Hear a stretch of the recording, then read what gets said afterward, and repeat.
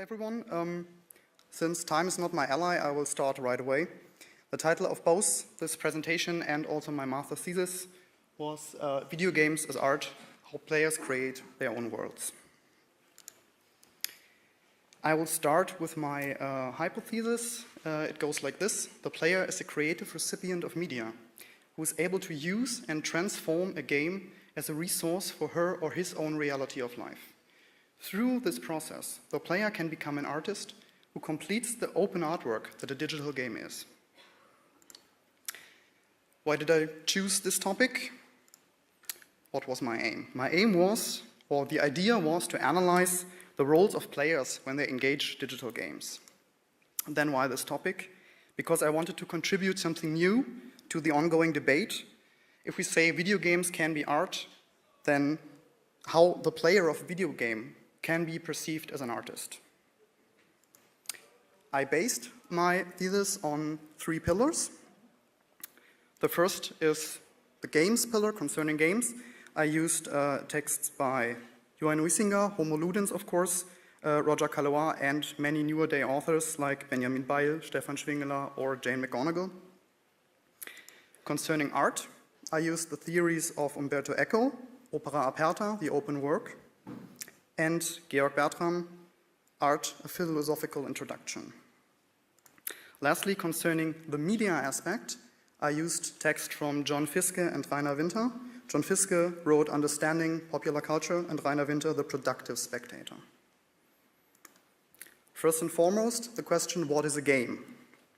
A game can be many things. A game can be a rule-based system, a free action, a magic circle, a building ground for culture. But what is the problem? The problem is that there are many possible definitions which usually fall short of some aspects of the great concept game. That's why Gundolf Freiermuth says that games have a double alterity, doppelte Alterität. Digital games have 2 anchors. Analog games, which is the game component, and also other audiovisual media, which is the media component. They differ from both of those, but they're also connected to both of them. For Jane McGonigal, games are work. We have heard this before today. And she says games are work that we engage freely and having fun doing it. The counterpart of games is not work. The counterpart of games, according to her, is the state of depression. I still want to give a short definition of digital games that I think works for my thesis. Its digital games are interactive narratives based on code, which simulate immersive worlds for players to engage, explore, and redesign. The next question is, what is art? Umberto Eco, as I said, wrote The Open Work. And according to him, artworks sit on a scale between closeness and openness, which means they bring with them some meanings, but are also open to interpretation. The later are called open works of art because they open up a field of possibilities for the recipient in which he can freely move around and discover his own meanings and interpretations. This is what he calls the ideolect, which the work has with a specific spectator or recipient and none other. For Georg Bertram, art is a process. He says artworks have meaning. They want to be understood in a given aesthetic and convention of aesthetic interpretation. These conventions can change and do so all the time. He also says that artworks are not useful in a contemporary sense, like a chair is useful when you want to sit down. But they can help us understand some aspects of our world. The problem is with art that art is like game, a concept too big to press into just one definition. He says we don't have to talk about arts, we have to talk about art, we have to talk about arts. So he says art comes in many shapes and forms, drawings, music, films, games, to name but a few. The third pillar is Fiske's theory of popular culture. He also understands culture as an ongoing process, with its concepts of power ever shifting. He also says that popular culture comes from the people who take the products they get from above, meaning the mighty, the economy, this is counter theory to Adorno-Horkheimer, and use them as resources, which in turn they integrate into their own culture. In doing that, they are called productive themselves. They are also more open or more closed products who are more or less resilient to be used in this way as resources. Usually, the people have three possibilities. They can take over the products, integrate them into their culture without much change. They can also partially or totally convert them into their culture, or they can reject them as a whole. Interesting is that Fisco also shortly talks about digital games. He calls them recreation machines, since they work opposed to economic machines. Recreation machines, games, do not produce goods like a usual machine in the economy would do. They do the opposite. They steal our time. So let me go on to my main part. And after laying out this theoretical groundwork for the thesis, I decided to split the analysis into 4 parts. These I called the 4 levels of creative engagement. What do I mean by this? It's rather simple. Players use different approaches or angles, if you would, to engage with video games in their own specific way. These 4 levels are narration, mechanics, technology, and communication. I want to talk about these 4 in a little bit more detail. Let's start with narration. Games are moving forward from a linear form of narrative media to a more interactive style of storytelling. The narrative of a game is shaped by both the narrative pieces from the developers and also by the decisions of the players. Let me emphasize that on 2 examples. The first example is the Dark Souls series. Why Dark Souls? Because I'm a fan, and because in this game series, the player is invited to gather the puzzle pieces, the narrative puzzle pieces, and try to make a fractured picture of it, which is never complete, because this game does not give enough information or enough puzzle pieces to really complete it, and it's always open to interpretation. The other examples are No Man's Sky and Journey. Both of these games are very open, narratively very open games, which also invite the player to tell their own stories by the way they play the game. The second is the mechanics part. Mechanics are the media-specifying factor of video games, which can be seen in the naming of the usual genres like shooter, action, roleplay, puzzle, etc. I want to give 2 examples of creative engagement here. The first one are speed and challenge runs. Speedrunners and challenge runners are players who want to play through a game as fast as possible or by giving themselves some extra challenges, like not dying or playing with only using voice commands or a Guitar Hero controller. We've heard this before also. In doing this, they master a skill set for a given video game and make their playstyle very unique. The second example is again Dark Souls. It's the mechanic of fight clubs. Fight clubs in the Dark Souls series are another example of how players use game mechanics to create something new, something that derives entirely from them and which was not apprehended or expected from the developers at all. They can also negate the narrative of these games completely while engaging in these new mechanical modes. Another thing I want to say is about editor games. Games I call editor games, with Benjamin Bile, are games like Little Big Planet, Minecraft, or the Super Mario Maker. Games that let players play with the game and not only in the game, a distinction also borrowed from Benjamin Bile. Those games are also kind of virtual sandboxes. They have a large field of possibilities regarding user-generated content. One must only look at the myriad of levels, landscapes, buildings that were created by players over the last few years. Next part is technology.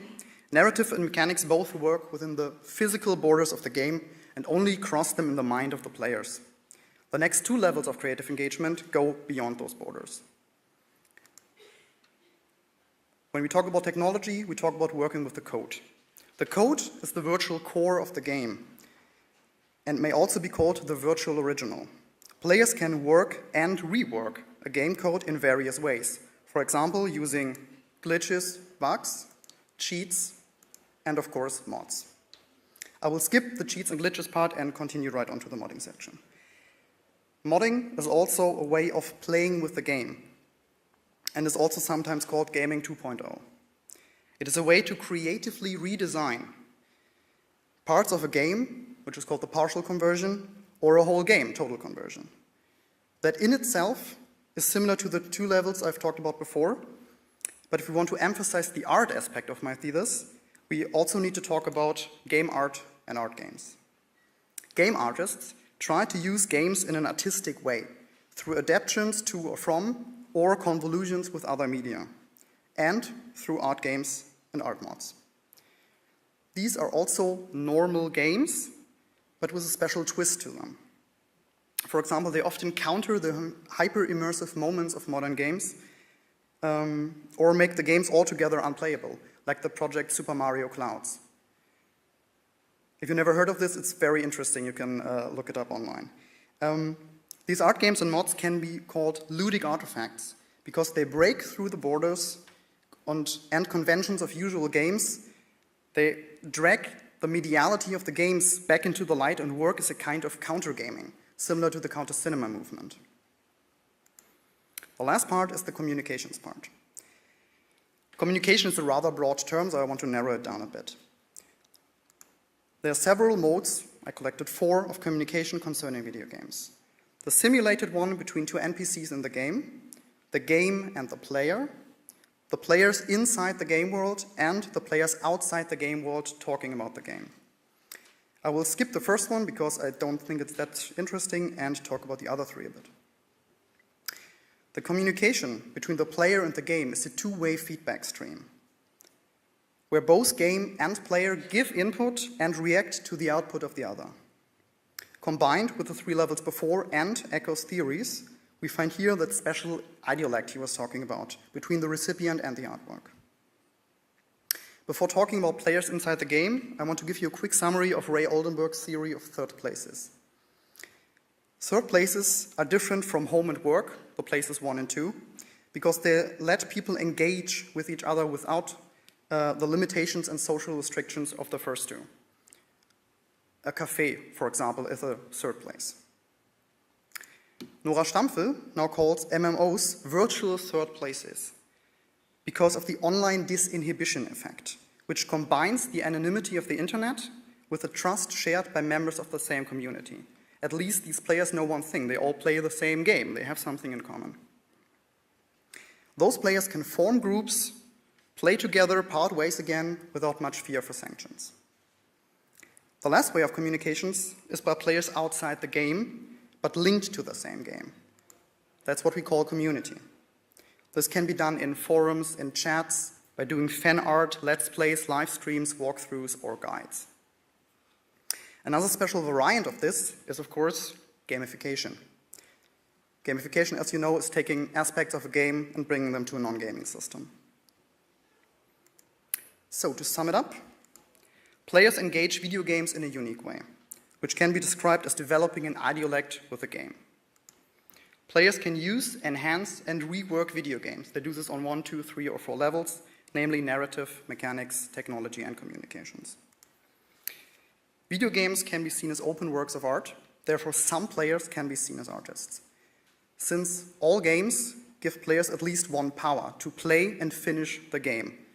I do know that there are games that cannot be finished. Tetris is a good example for this.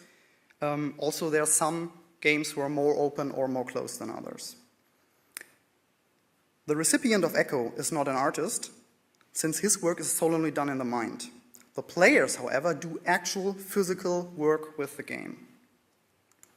So what is to be learned? Video games are interactive, narratively open media who let players explore their space. Because of this, there is no difference between telling a story and playing a game. Playing is telling. Video games as resources can be altered and reshaped by players, as can be seen in editor games and, of course, mods. Gaming communities can serve as a pool for creative problem solving. Fan art and entire modding communities solving each other's problems and discussing ideas. Game art is the making of art games, art with games, and also the act of playing a game. Art games and mods are those that have an artistic aim to them, as I said before. Journey with this metaphor on the journey of life, No Man's Sky with confronting the player with the emptiness and loneliness of the universe, or The Unfinished Swan, where the player has to paint the game world to fill the void that has left it. Art with games are artworks that use or misuse games for art, for example in installations, drawings, etc. Also, as games are open works in echo sense, the players, as the ones that beat the game, make them complete with their virtual labor. And that marks the end of my presentation. Thank you very much for your attention.